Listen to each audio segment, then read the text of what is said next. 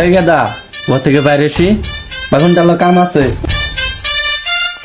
না আমি বাগুন টালে যাইতে পারবো না, তুমি যাও, আমি স্কুলে যেতেছি।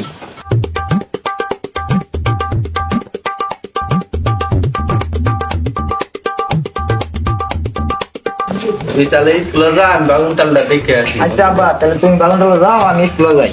আচ্ছা।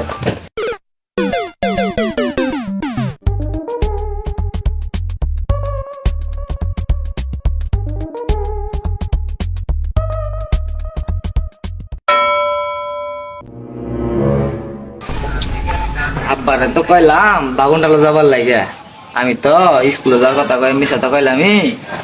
দেখি আমার জানটার একটা ফোন দেই। হ্যাঁ না ঠিক আছে।